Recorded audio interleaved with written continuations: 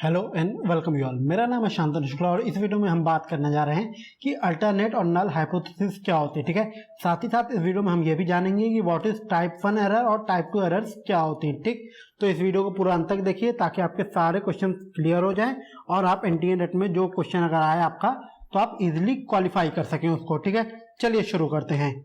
पहली चीज ये समझने से पहले कि अल्टरनेट हाइपोथेसिस क्या होती है और नल हाइपोथेसिस क्या होती है, सबसे पहले ये समझ लेते हैं कि हाइपोथेसिस क्या होती है। ठीक है, तो देखो, a hypothesis is an idea और an explanation that you then test through the study and experimentation. यानी कि क्या कह रहा है कि एक हाइपोथेसिस क्या होती है, जब तक आपने उस आइडिया को और एक्सप्लेनेशन को टेस्ट नहीं करा है।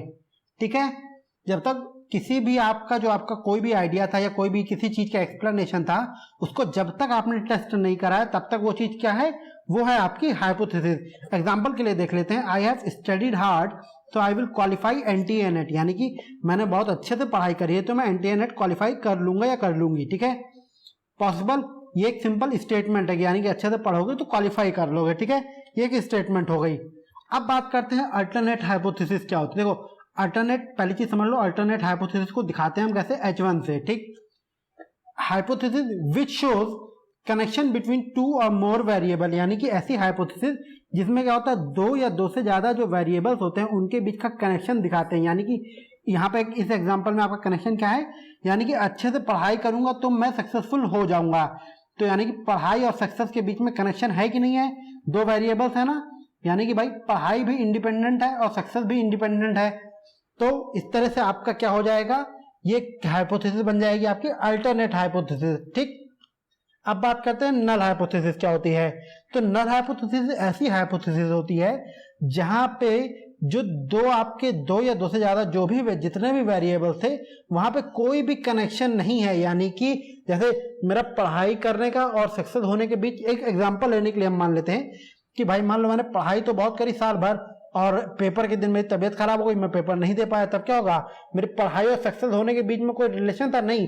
मेरे पढ़ने और फीवर आने और फीवर के बाद पेपर न दे पाने के बीच तो रिलेशनशिप था, पर सिर्फ डायरेक्ट पढ़ाई और सक्सेस से रिलेशनशिप बन ही नहीं पाएगा ना तब, क्योंकि यहाँ पे एक बीच में तीसरा फैक्टर आ गया जिसने पूरा रिलेशनशिप को अलग चेंज कर दिया। ठीक, तो इस टाइप के हाइपोथेसिस को क्या बोलते हैं, इसको बोलते हैं आपकी नल हाइपोथेसिस, जिसको शो करा जाता है H0 से या H0 से। ठीक, अब देखो, क्वेश्चन कई बार आता है आपके पेपर में कि कौन सी हाइपोथेसिस होती है जिसको हम टेस्ट करते हैं।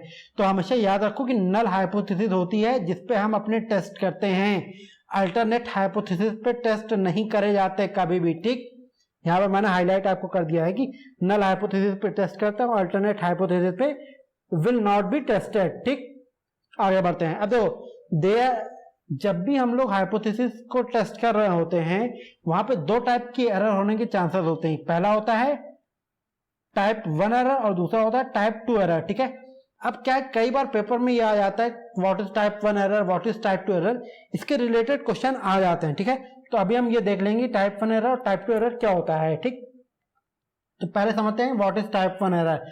तो a type 1 error is also known as false positive and occurs when researchers incorrectly rejects a true null hypothesis।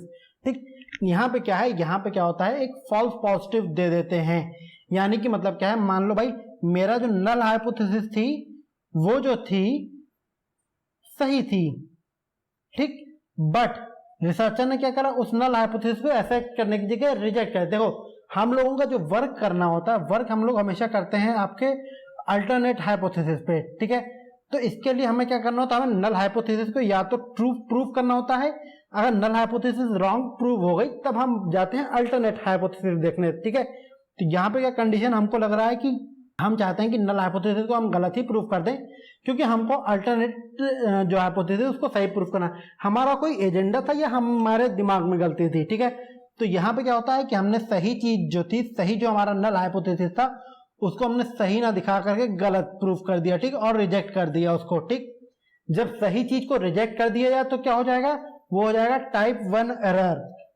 अब बात करते हैं टाइप 2 एरर। टाइप 2 एरर क्या होती है, यहाँ पे false null hypothesis will be selected, यानी कि हाइपोथेसिस मेरी जो थी वो गलत थी, पर मैंने क्या करा यार, मेरे को आलस आ रहा था या मेरा मन था कि नहीं इसी को सही प्रूफ कर दूं, तो मैंने उसी नल हाइपोथेसिस को सही प्रूफ करके आगे बढ़ा दिया काम।